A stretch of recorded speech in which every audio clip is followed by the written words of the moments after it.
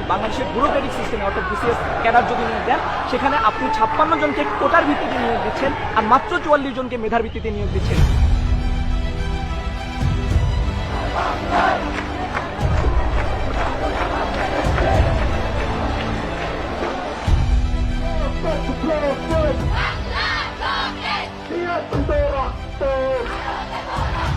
সর্বমোট কোটাটা 56% এসে দাঁড়াচ্ছে, এইটা মোটেও সহনশীল নয়। কোটা সংস্কার আন্দোলন সমন্বয় করছেন ঢাকা বিশ্ববিদ্যালয়ের এই শিক্ষার্থীরা। সারা দেশে আন্দোলনকে সুসংগঠিত করতে প্রাথমিকভাবে 65 সদস্যের একটি সমন্বয় কমিটি গঠন করা হয়।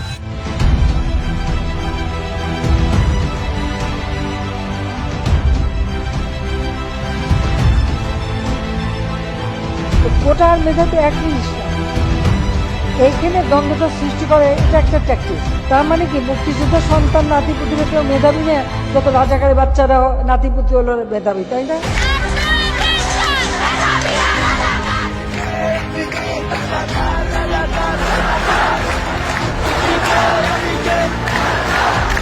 তারা ছেলেদের যে হলগুলো রয়েছে বিভিন্ন হলগুলোর সামনে যায়, কারণ তাদের কাছে খবর আসছিল, তারা যেটা জানিয়েছেন যে সে সময় বিভিন্ন হলে শিক্ষার্থীদের আটকে রাখা হচ্ছিল, আন্দোলনে যোগ দিতে দেওয়া হচ্ছিল না। সেই হলগুলো থেকে ছাত্রলীগের নেতাকর্মীরা তারা বের হয়ে কোটা আন্দোলনকারী শিক্ষার্থীদের ধাওয়া করতে শুরু করে এবং সে সময় আমরা যেটি দেখেছি যে কোটা আন্দোলনকারী শিক্ষার্থীদের বেশ কয়েকজনই আহত হয়েছেন।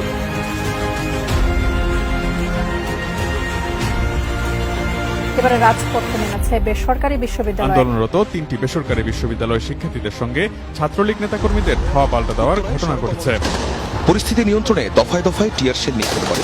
শিক্ষার্থীদের উপরে পুলিশরা কেন হামলা করবে?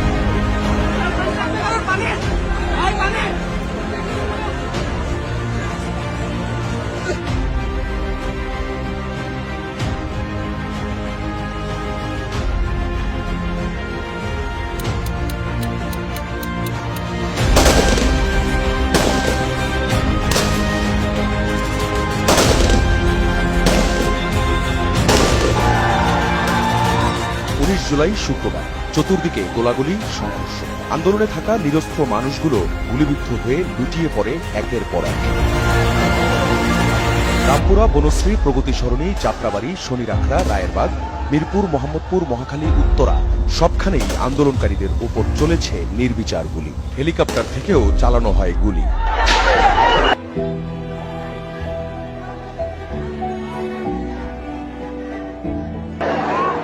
দূর থেকে স্নাইপারের এক একটি গুলিতে মুহূর্তেই প্রাণ যায় আন্দোলনকারীদের।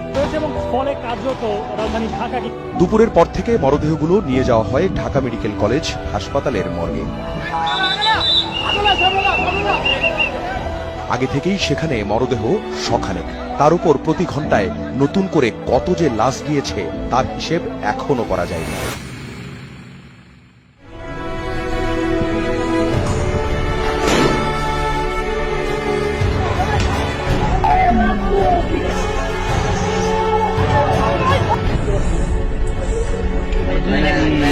রবিবার আদালতের রায়ে জানানো হয় যে সব ধরনের সরকারি চাকরিতে 93% নিয়োগ মেধার ভিত্তিতে হবে। 93% মেধার ভিত্তিতে হবে। ছিল রাষ্ট্রীয় কোনো বাহিনী করেছিল আমার কাছে মনে হচ্ছে।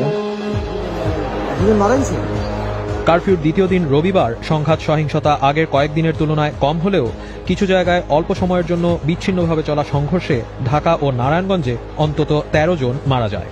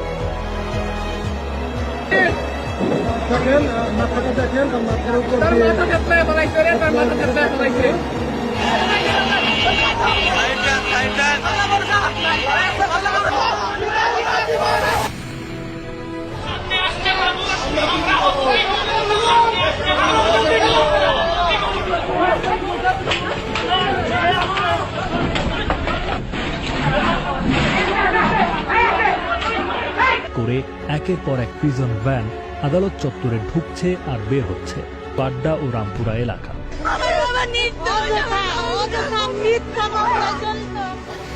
কোটা সংস্কার আন্দোলন ও তার প্রেক্ষিতে উদ্ভূত পরিস্থিতিতে অনেকে অপ্রত্যাশিতভাবে আহত এবং নিহত হয়েছে। রোববার রাতে ডিবি হেফাজতে থাকা অবস্থায় কর্মসূচি প্রত্যাহারের ঘোষণা দিয়েছে বৈষম্য বিরোধী ছাত্র আন্দোলনের সমন্বয়ক নাহিদ ইসলাম। সুষ্ঠু তদন্ত সাপেক্ষে দ্রুত বিচারের দাবি জানাচ্ছি। শিক্ষার্থীদের কর্মসূচিতে থাকবে নির্যাতনের ভয়ঙ্কর দিন রাতগুলোর স্মৃতিচারণ, দেয়াল লিখন, ফেস্টুন তৈরি, ডিজিটাল পোর্ট্রেট তৈরি। দুপুর পর্যন্ত অপেক্ষার পর পরিবারের জিম্মায় ছেড়ে দেয়া হয় ৬ সমন্বয়ককে। আপনাদের সবাইকে ছাড়তে আন্দোলনের মধ্যে জামাত শিবিরের রাজনীতি নিষিদ্ধ করে প্রজ্ঞাপন দিয়েছে স্বরাষ্ট্র মন্ত্রণালয়ের জননিরাপত্তা শাখা। স্থানীয়দের ধারণ করা ভিডিওতে দেখা যায় অস্ত্র ও লাঠিসোঁটা নিয়ে বেশ কয়েকজন ব্যক্তি শিক্ষার্থীদের ওপর হামলা করলে তারা সেক্টর ১১-র বিভিন্ন গলিতে আশ্রয় নেওয়ার চেষ্টা করে।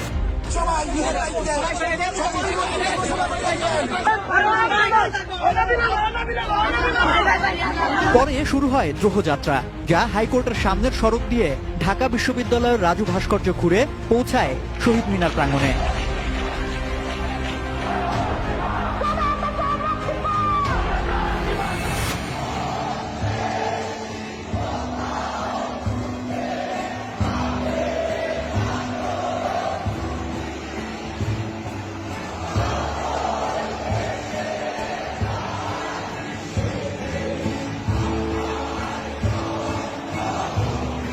আমরা এক দফার সিদ্ধান্তে উপনীত হয়েছি,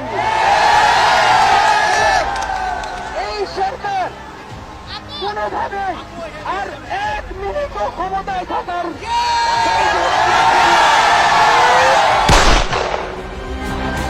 আন্দোলনকারীদের সাথে আওয়ামী লীগ কর্মী ও আইন শৃঙ্খলা রক্ষাকারী বাহিনীর সংঘর্ষে রবিবার রাত 10টা পর্যন্ত সারা দেশে অন্তত ৭৫ জনের মৃত্যুর খবর নিশ্চিতভাবে পাওয়া গেছে। একটি জরুরি সিদ্ধান্ত মোতাবেক আমাদের যে 6 তারিখের যে লং মার্চ টু ঢাকা কর্মসূচি ছিল সেটাকে আমরা একদিন এগিয়ে নিয়ে এসেছি, অর্থাৎ আগামীকাল 5ই আগস্ট সারা দেশের মুক্তিকামী জনতাকে ঢাকার উদ্দেশ্যে রওনা হওয়ার জন্য আমরা আহ্বান জানাচ্ছি।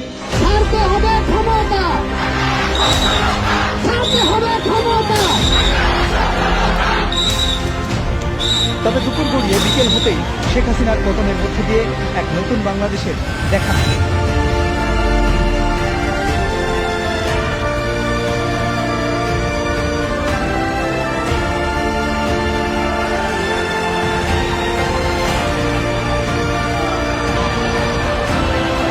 একদিকে উল্লাস, অন্যদিকে ক্ষোভের প্রকাশ। প্রদেশ ত্যাগের পর মানুষের প্রতিক্রিয়া ছিল এরকম।